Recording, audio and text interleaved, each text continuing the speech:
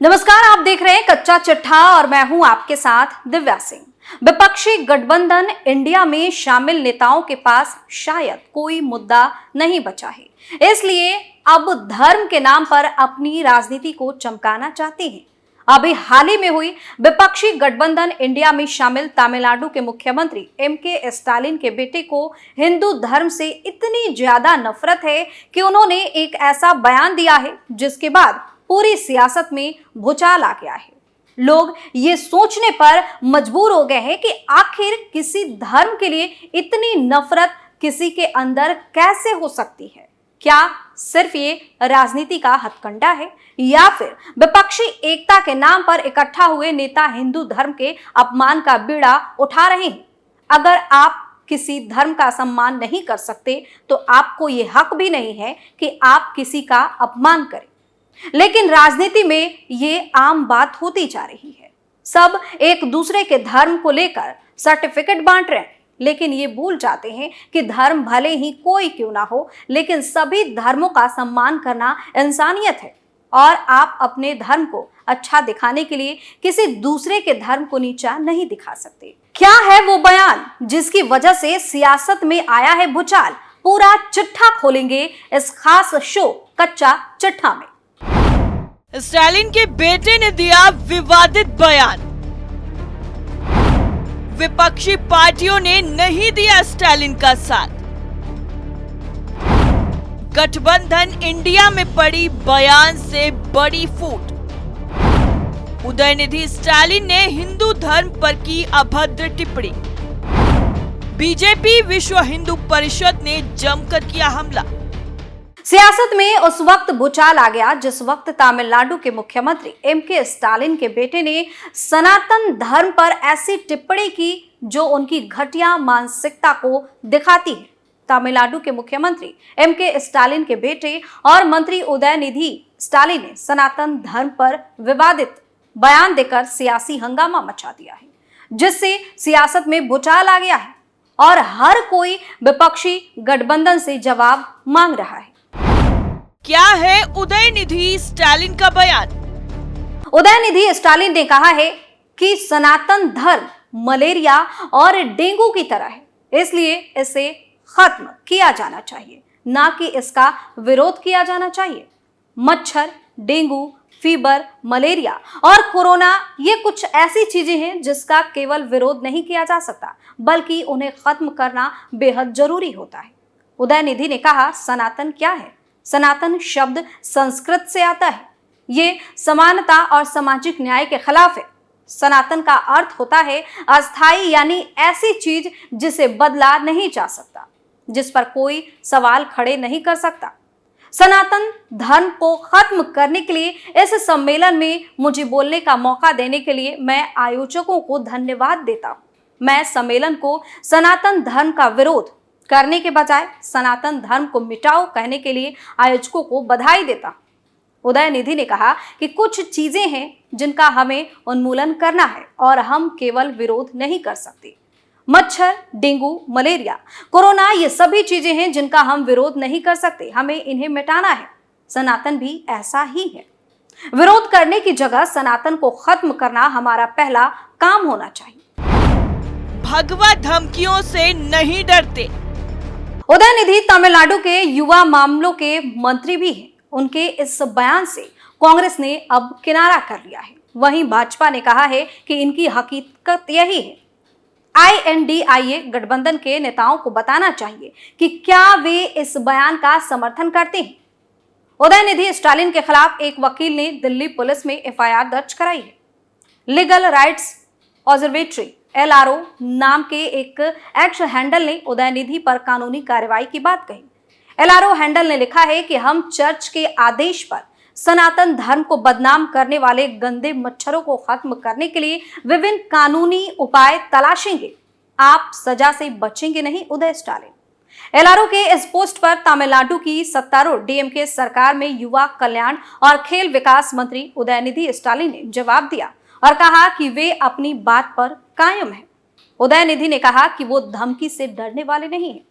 उन्होंने खुद को परियार कलाकार का अनुयायी बताते हुए कहा कि वो जो है उसे सबके सामने है। इससे उनकी सनातन धर्म को रोकने की भावना बिल्कुल कम नहीं होगी। उदयनिधि ने एलआरओ के जवाब में कहा है कि मैं किसी भी कानूनी चुनौती का सामना करने के लिए पूरी तरह से तैयार हूं। हम ऐसी भगवा धमकियों से डरने वाले नहीं हैं। हम पेरियार, अन्ना और कलेग्रार के अनुयायी हैं। हम माननीय मुख्यमंत्री एमके स्टालिन के कुशल मार्गदर्शन में सामाजिक न्याय को बनाए रखने और एक समतावादी समाज की स्थापना के लिए हमेशा लड़ते रहेंगे। मैं आज, कल और सदैव यही कहूंगा, द्रविड़ भूमि से सनातन धर्म को रोकने का हमारा संकल्प रत्ती भर भी कम नहीं होगा। बयान पर पलटवार। उदयनिधि के बयान के बाद बीजेपी ने जमकर हमला बोला है और बीजेपी के अमित मालवीय ने कहा है कि तमिलनाडु के मुख्यमंत्री एमके स्टालिन के बेटे और डीएमके सरकार में मंत्री उदयनिधि स्टालिन ने सनातन धर्म को मलेरिया और डेंगू से जोड़ा है।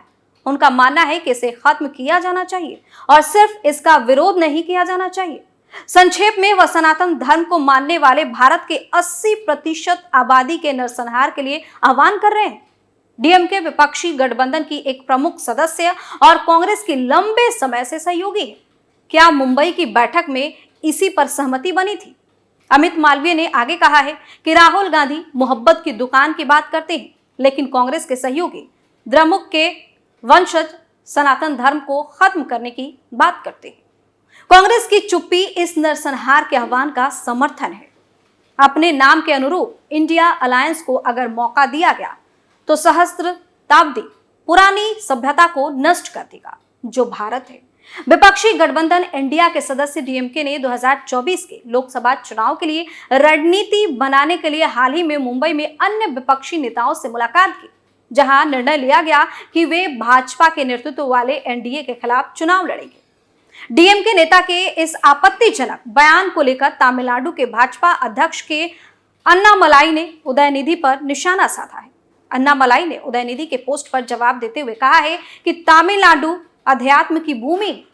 उन्होंने इसे ईसाई मिशनरियों का विचार बताया और कहा कि उदयनिधि जैसे मंत्री इस तरह के कार्यक्रम में आकर दुर्भावना को बढ़ा रहे हैं। के अन्नामलाई ने कहा है कि गोपालपुरम परिवार का एकमात्र संकल्प राज्य सकल घरेलू उत्पाद से अधिक संपत्ति जमा करना है। थिरू उदयनिधि स्टालिन आपके पिता या उनके विचारक के पास ईसाई मिशनरियों से खरीदा हुआ विचार है और उन मिशनरियों का विचार आप जैसे मूर्खों को अपनी दुर्भावनापूर्ण विचारधारा को बढ़ावा देने के लिए तैयार करना था।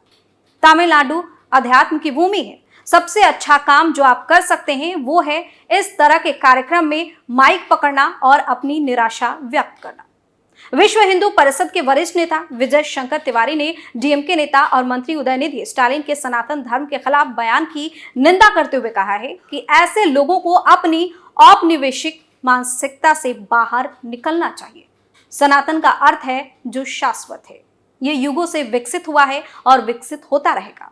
तीखा जवाब देते हुए हिंदू महासभा के अध्यक्ष स्वामी चक्रपाणी ने विपक्षी गठबंधन भारत को विवाद में घसीटते हुए कहा है कि सनातन धर्म सदियों से अस्तित्व में है और अनुयायियों के दिल और दिमाग में जीवित रहेगा।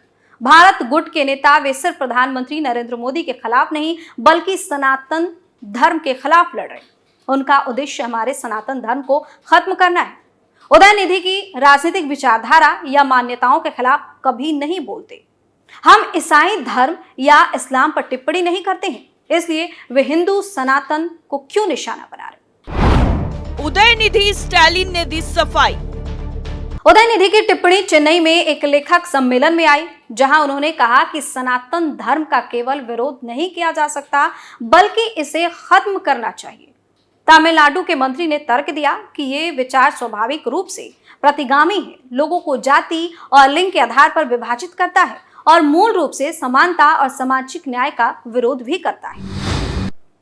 वह उदयनिधि के बयान पर बवाल होता देख अपनी सफाई दी है। अमित मालवीय के ट्वीट का जवाब देते हुए उन्होंने लिखा है कि मैंने कभी भी सनातन धर्म का पालन करने वाले लोगों के नरसंहार का आह्वान नहीं किया। सनातन धर्म एक सिद्धांत है जो लोगों को जाति और धर्म के नाम पर विभाजित करता है, यानी कि बांटता है। सनातन धर्म को उखाड़ फेंकना मानवता और मानवता समानता को कायम रखना है। मैं अपने कहे हर शब्द पर मजबूती से कायम है। मैंने उत्पीड़ितों और हाशिए पर पड़े लोगों की ओर से बोला जो सनातन धर्म के कारण पीड़ित हैं। उन्होंने कहा है कि मैं किसी भी मंच पर पेरियार और अंबेडकर के व्यापक लेखन को प्रस्तुत करने के लिए तैयार हूं, जिन्होंने सनातन धर्म और समाज पर इसके नकारात्मक प्रभाव पर गहन शोध किया।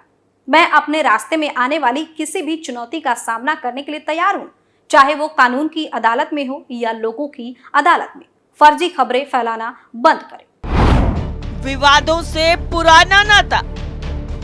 ऐसा नहीं है कि पहली बार उदयनिधि स्टालिन अपने बयानों की वजह से सुर्खियों में आए हैं, बल्कि वो पहले भी विवादित बयान दे चुके हैं, जिसकी वजह से उन्हें काफी आलोचनाओं का सामना भी करना पड़ा है। वे हिंदी भाषा के खिलाफ भी कई बार बयान दे चुके हैं। हाल ही में उन्होंने सुषमा स्वराज और अरुण जेटली की मौत का जिम्मेदार प्रधानमंत्री मोदी को ठहरा दिया था। उन्होंने कहा था कि दोनों की मौत पीएम मोदी के टॉर्चर के कारण हुई, यानी कि ये कोई नया मामला नहीं है जिसको लेकर उदयनिधि सुर्खियों में, बल्कि ये उनकी आदत में शुमार है। अब देखना यह होगा कि क्या इतना अभद्र और अमर्यादित टिप्पणी करने के बाद विपक्षी गठबंधन से डीएमके को बाहर का रास्ता दिखाया जाता है या नहीं। कच्चा चिट्ठा में फिलहाल के लिए इतना ही। बाकी तमाम खबरों के लिए आप देखते रहिए कैपिटल टीवी। नमस्कार।